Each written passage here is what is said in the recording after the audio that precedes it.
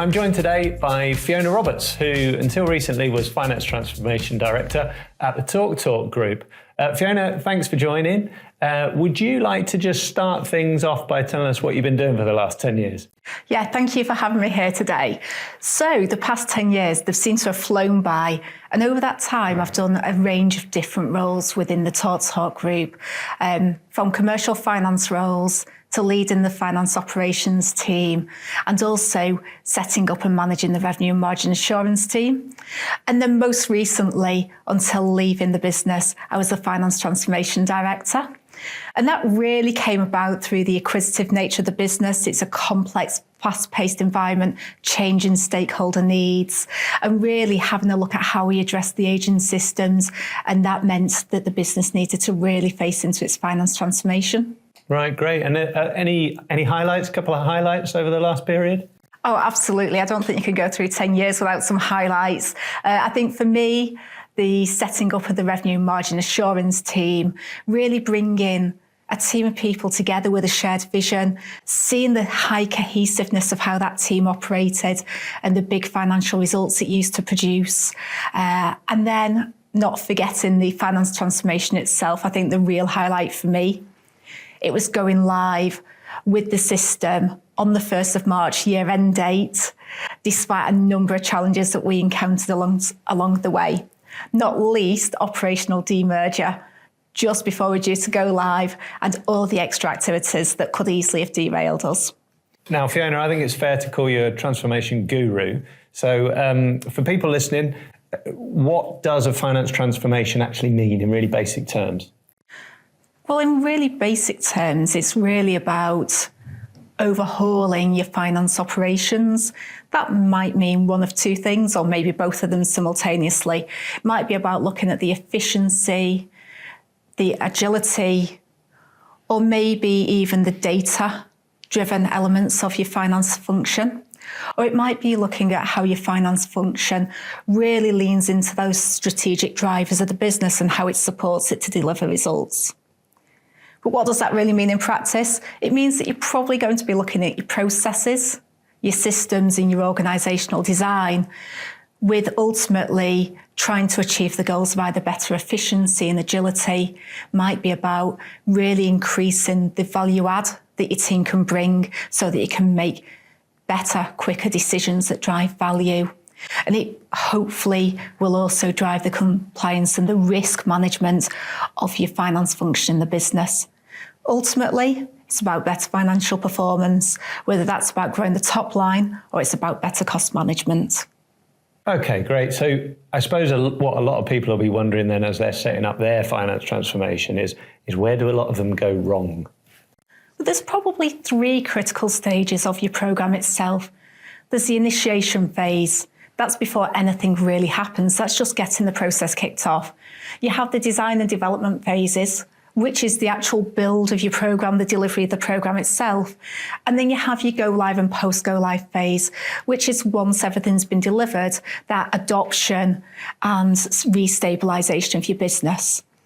In my opinion and my experience, the area that I would say poses the most risk is the initiation phase. You really have the ability to start to look at your vision and those business goals. What do you want to achieve during the programme? And what are you going to park for a different day? It's where you'll also be looking at the complexity and the resources that you need within the programme. This is going to influence your timetable, the knowledge that you need to put around the table, and the resourcing. Who do you scale up and when do you scale them up and when do you scale them down again? And then also looking at your processes and the data decisions. It may be that you have some critical dependencies within there or some major process changes that need to be addressed through the change management process.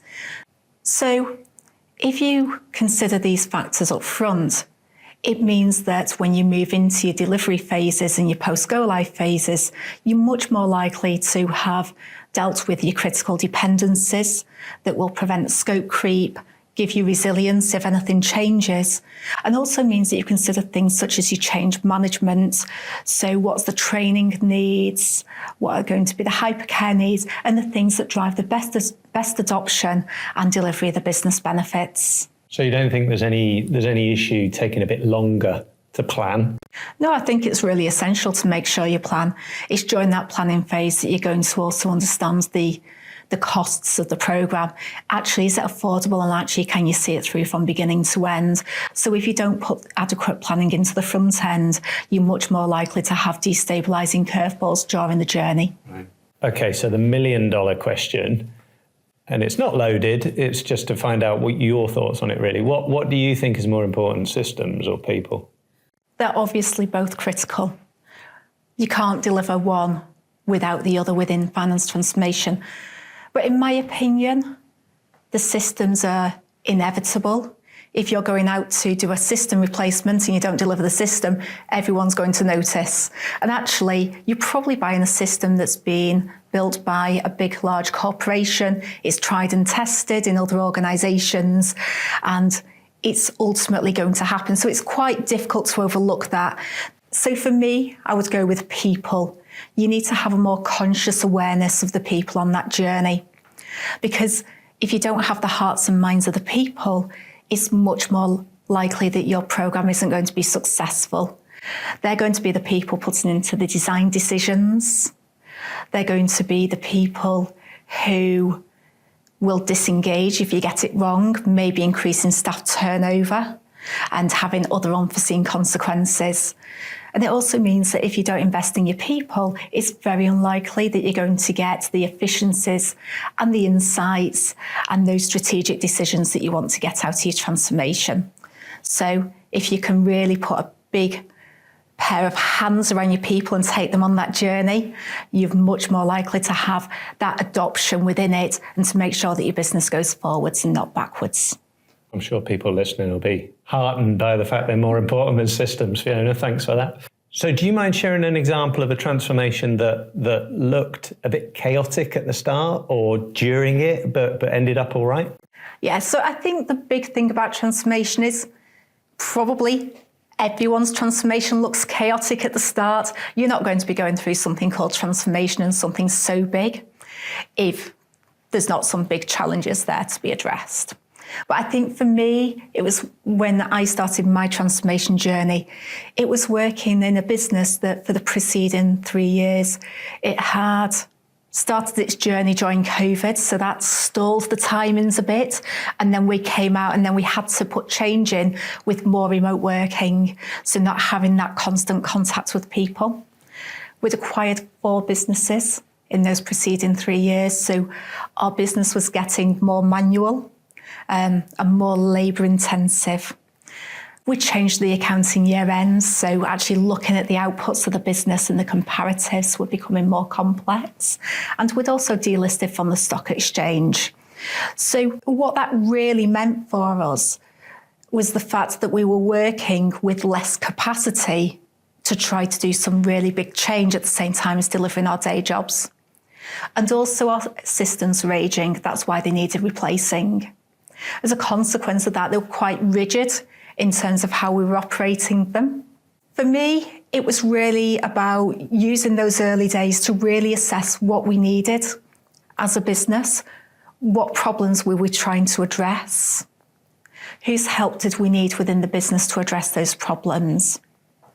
What were the critical dependencies along the way? So the data structures and the data quality that were going to mean that ultimately we got the right outputs for the shareholders and the stakeholders. And then making sure that whatever we developed was future-proofed. We'd sort of seen coming from on-premise systems where they're quite rigid, how they maybe can't grow with the business. And that was one of the major goals of our programme, to make sure that it could grow and change over time. Now, partway through our transformation programme, on the day that we were going into system integration testing, our business announced operational demerger. And actually that was the real test of all of those early design decisions, because that was a period where we needed to pause, reassess every design decision before we could continue, and to make sure that actually it was future-proofed and could fulfil the future needs of the team.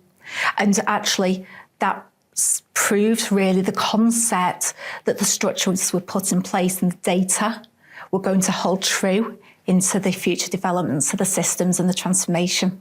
So there was loads of change going on, like right across the business then, wasn't there? It wasn't just the transformation project that you were doing. So I suppose people were just used to change, but how did you bring the rest of the business along with the change that you're trying to enforce? I think when you're trying to bring change to a business, there's probably two areas which are really important.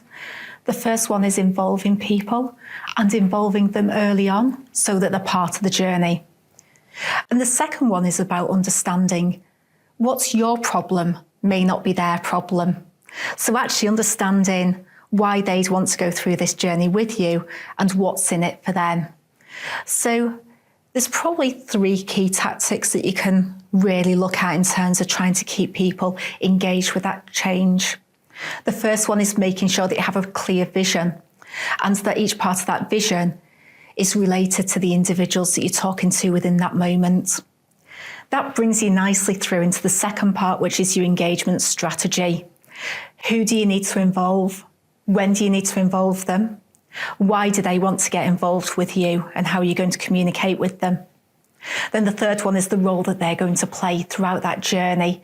So it may be that they're not just a customer of the change that you're going through, but they may have a key role in helping you with the transformation, driving change through the business. They may be change champions. They may be technical teams who are going to help you to set it up, look at the architecture and the firewalls. They may be your steering team and key people who are involved in that decision-making process. Throughout that journey, probably the one critical thing is really communications. Keep it simple, keep it useful, and keep it informative. And that might mean slightly different things to different people. But if you can do that, you're much more likely to have the impact you need. And just remember to keep replaying those successes and benefits along the way, because when it gets tough, they're the things which are going to keep people going. So you were, 3 years in post of doing the transformation? That's quite a long period of time, isn't it, for some businesses? So how did you keep that momentum rolling? How did you keep the buy-in going? You mentioned, you replay a lot of the successes, but how else might you get the buy-in of people for such a long period of time? Well, that transformation takes different forms over time. Not all of it's system transformation, some of it's process transformation, some of it's organisational design and different phases. So the first thing I think I'd say is break your programme down into milestones and phases. That gives you something to measure, to celebrate along the journey. Then I'd look at the engagement strategy. So when do you need to scale up your communications? When do you need to scale them back a little bit? You might be in a lull period, but how do you keep that constant thread moving through the communication? Within the communications, just making sure it's really clear and really accessible.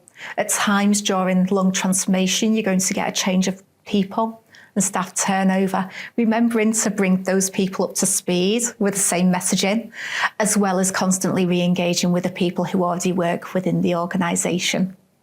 That's really key. And then I think just check in with your people. It might be through forums, it may be through surveys, but how's everyone feeling about it? Do we all still think it's going in the same direction?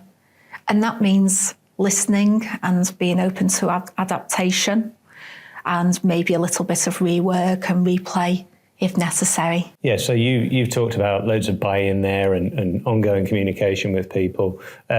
If things are starting to stall or they're starting to drift, which inevitably is the case, isn't it? What are those warning signs and what do you do about them? Oh, that's a really good question. I think it's something that when you lead a transformation programme is the thing that you're looking out for all of the time. You get some really obvious ones that maybe the actions are being missed, maybe you're not quite hitting the milestones. They're always the warning signs that maybe something's drifting a bit. But then you maybe get some of the less obvious signs. It might be that critical people stop turning up to your workshops, your sessions, maybe indicating a bit of disengagement. It might be that you've got a high turnover of some of the resources. It might indicate a lack of engagement, or that other business priorities are starting to creep up, which could derail your programme. Or there might be a high change in staff turnover. And that means that you're constantly having to realign people to the vision and really get that business buy-in again. I think the other thing is just keeping an eye on the scope. When you do have long change programs, sometimes you can observe situations where either the business priorities change, or maybe you're no longer aligned to the business goals, or you might have change fatigue. And when you start to see all those things coming in, it's time to just reassess and to make sure that you're definitely doing the right things.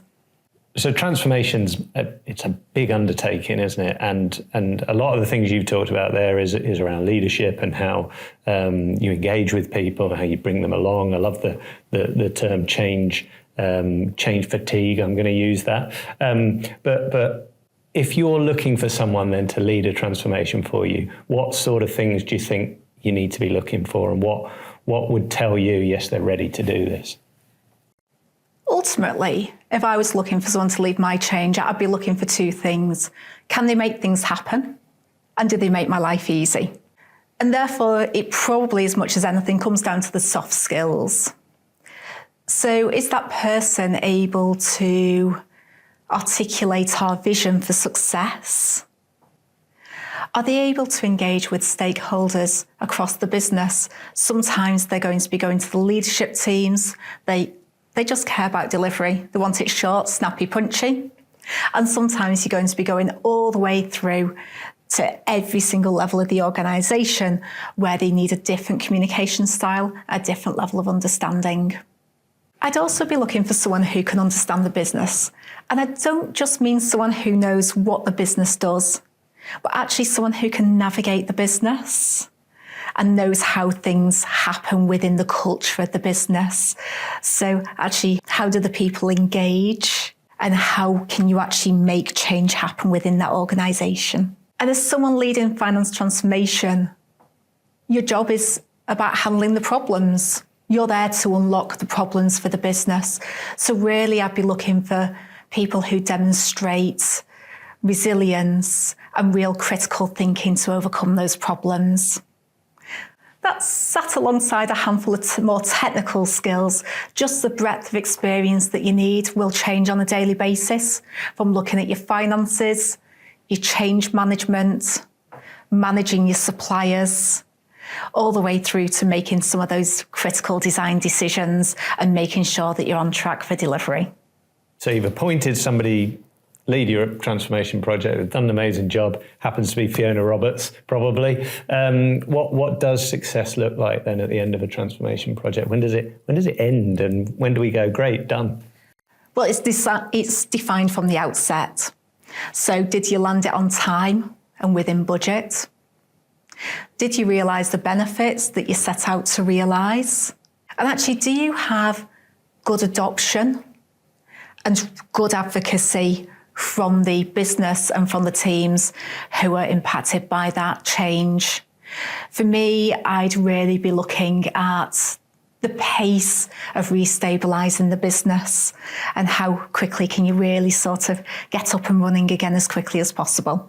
I remember the first time we spoke, Fiona, and you said to me, and it really stuck with me, you said a transformation can't be ongoing.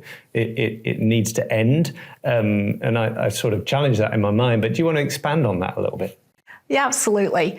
I think when you're transforming, you set out with a clear scope from the outset and clear budgetary constraints and a really clear goal. And you need to be able to measure success. You can't keep it going indefinitely. But once you've achieved those original goals within the scope that you set out to achieve, that doesn't mean that you can't move into a continuous improvement phase and that you don't keep looking. But transformation, it's something big and it's wholesale that takes you from A to B. Continuous improvement is something that more evolves and optimises over time. Fiona, CFOs come to you and they said, right, we need to transform finance, enough's enough. What's the first thing you tell them they need to do? Be honest. Ask yourself the question, are you ready? And I suppose it comes back to the question you asked me before about where, in my opinion, can transformation go wrong? It's from the outset. So, do they know what they need to achieve and what they're looking to deliver? Do they have the right knowledge and capacity within the business? Can they afford it, or do they need to change their ambitions? And do you have the backing of the business? We could probably talk about transformation for another hour or so, but I'll let you go now. But just one thing we like to ask at the end here is what traits or habits that you see in brilliant finance people do you wish more people knew that mattered? Listen to your people. Do it with them, not to them. Your people understand your problems, your processes, your systems. They can help you to problem solve and remove the frustrations. And ultimately, when you come out of that change process, they're the people who need to be able to adopt and realise the benefits. Brilliant. Listening, the number one skill. Fiona, thanks so much for your time and giving it to us. Stay tuned for more.